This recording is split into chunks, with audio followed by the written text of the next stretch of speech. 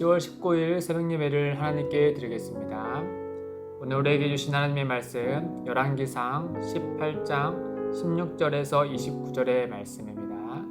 봉독은 16절에서 21절까지만 읽겠습니다.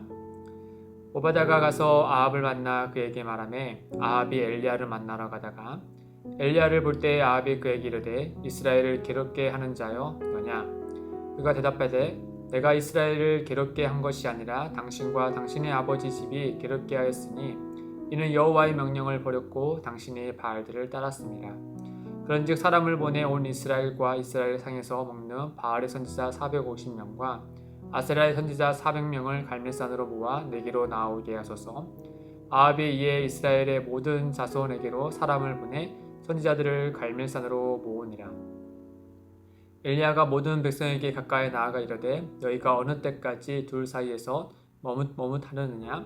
여호와가 만일 하나님이며 그를 따르고 바알이 만일 하나님이면 그를 따를지니라 하니 백성이 말 한마디도 대답하지 아니하는지라. 아멘. 얼마 전에 항저우 아시안 게임이 잘 끝났죠. 국가대표 선수들이 각각의 종목에서 최선을 다해서 좋은 성적을 거뒀습니다. 대개 선수들이 경기에 입장하기 전에 이런 자신감을 돋우기 위해서 소위 이제 마인드 컨트롤을 하기 마련이죠.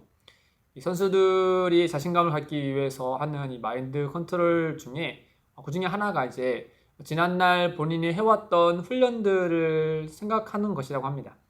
몇 년 동안이나 긴 시간 동안 또 밤낮 가리지 않고 정말 최선을 다해서 정말 그 한계를 늘 부딪히면서 해왔던 그 훈련을 되뇌이면서 그 지독한 훈련들이 오늘의 시합에 좋은 결과를 가져올 것이다 라고 이렇게 확신하고 그 안에서 자신감을 갖게 되는 것이죠. 만약에 지난날에 이 훈련을 느슨하겠다면 절대로 이런 확신을 가질 수 없을 거고 또 자신감도 높일 수 없게 되겠죠. 이럴 때 우리가 확신이라는 것은 이 견고한 근거가 있을 때 비로소 할 수 있는 겁니다. 이 근거가 미약하면 확신은 늘 흔들리기 마련이죠. 엘리야는 다른 일과 달리 확신하는 것이 있었습니다. 그의 확신은 아주 견고했죠.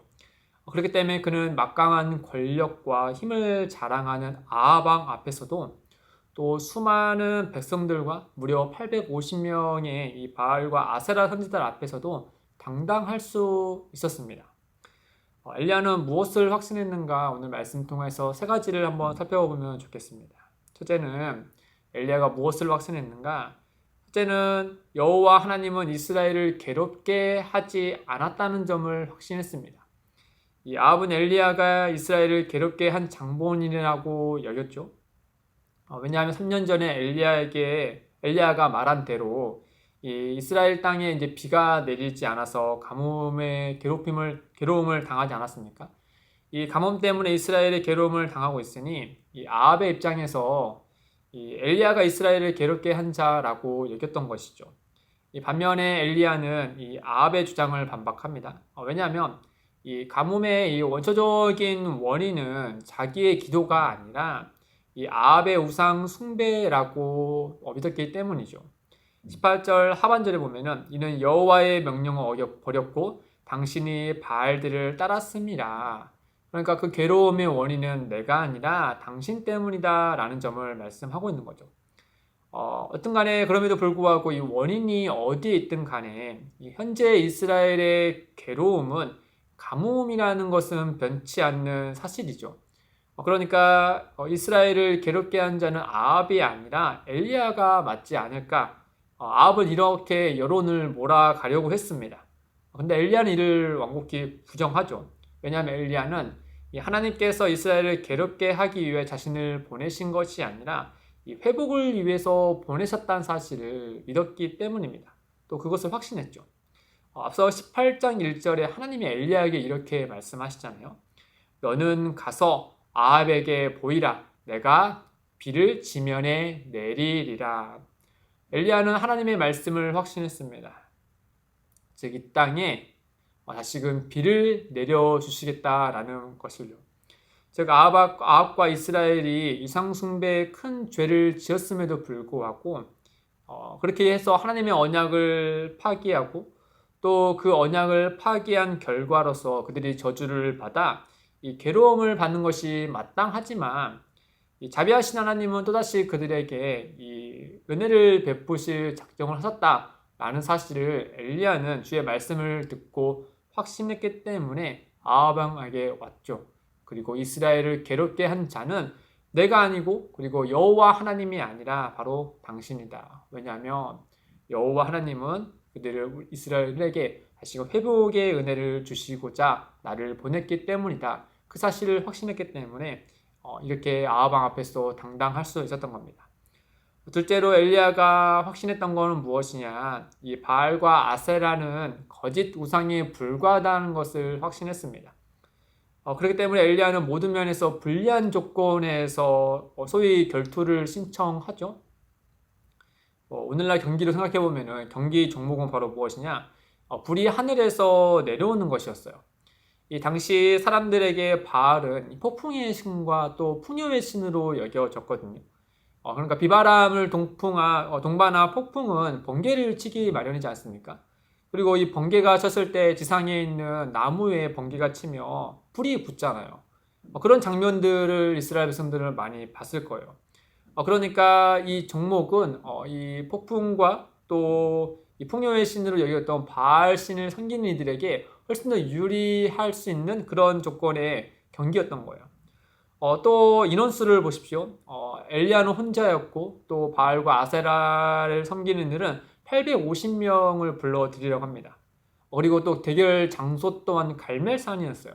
이 바알과 아세라 선지자들이 주로 모이는 그런 산이었습니다. 어쨌든 여러모로 보아서 이 경기로 치면 엘리야는 여러 면에서 불리한 조건에서 경기를 칠 뿐 아니라 또 그 불리한 조건을 스스로가 제안을 합니다. 엘리야가 그렇게 할 수 있었던 이유는 바로 무엇이냐? 바로 바알과 아세라가 헛것이라는 점을 확신했기 때문이죠.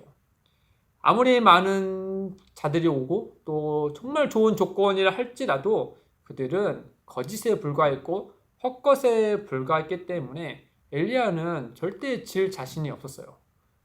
무조건 하나님의 은혜 아래서 하나님만이 참 하나님이라는 그 사실을 보이고 그것들이 거짓이라는 것을 분명히 밝힐 것이라는 것을 확신했다라는 것이죠. 그렇기 때문에 그 선지자들 앞에서 이와 같이 당당할 수 있었던 겁니다. 마지막으로 엘리야가 확신했던 것은 바로 무엇이냐? 오직 여호와 하나님만이 참 하나님이시라는 점입니다.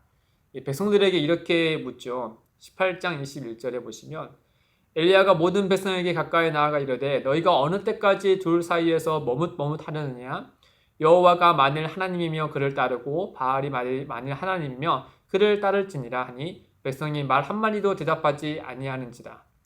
이 말은 엘리야가 자신도 헷갈린다라는 뜻이 아니라 이 백성들에게 너무나도 명백한 사실을 눈앞에 두고 있음에도 불구하고 어떻게 지금까지 계속 머뭇거리고 있느냐라고 하는 거죠. 그 명확한 사실은 바로 무엇입니까? 3년 동안 있었던 가뭄이잖아요. 엘리야의 말 한마디에 이 땅에 비가 내리지 않게 되지 않았습니까? 풍요의 신 바알의 신은 그들의 요구에 전혀 들어주지 않았어요. 그런 이 명백한 사실 앞에서도 여전히 머뭇거리고 있는 그들에게 엘리야는 외치고 있었던 것이죠. 이 백성들과 달리 엘리야는 오직 여호와 하나님만이 유일하신 하나님이심을 믿고 확신했던 것이죠. 그렇기 때문에 최고의 권력자인 아합과 또 850명의 적들과 또 언제든 자기를 배신하고 칼을 들 준비를 하고 있는 그 백성들 앞에서도 당당하게 여호와 하나님 앞에 그들 앞에 나아갈 수 있었던 것이죠. 사랑하는 성도 여러분, 이 점에 대해서 사도 바울은 우리에게 이와 같이 권면을 합니다. 디모데후서 3장 14절에 보면은 너는 배우고 확신한 일에 거하라. 배우고 해서 끝나는 것이 아니라 확신한 일에 거하라 라고 권면하고 있습니다. 우리는 주의 말씀을 듣고 배우는 일에는 게으르지 않죠. 반면 그 일을 확신하여 걷는 일에는 망설이는 경우가 더러 있는 것 같습니다.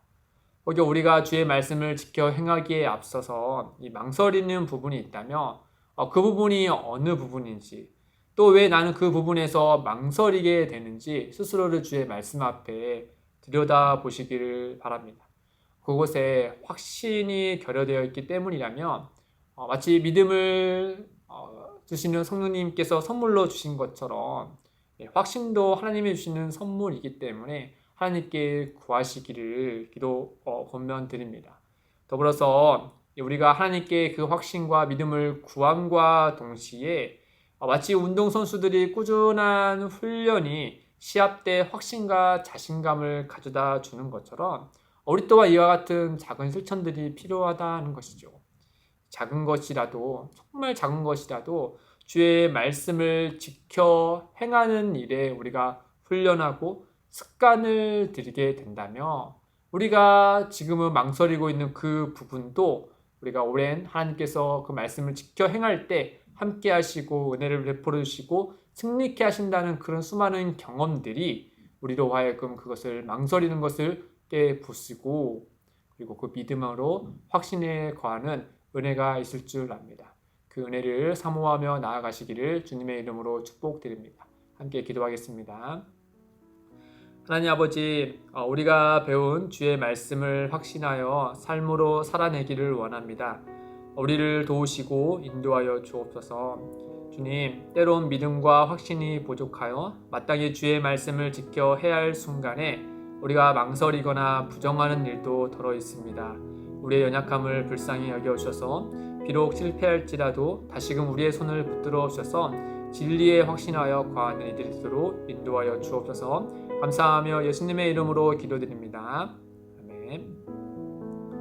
오늘도 두 가지의 기도 제목을 두고 기도하겠습니다. 첫째, 주의 말씀을 배우고 확신하여 말씀 안에 거하는 삶이 되게 하옵소서.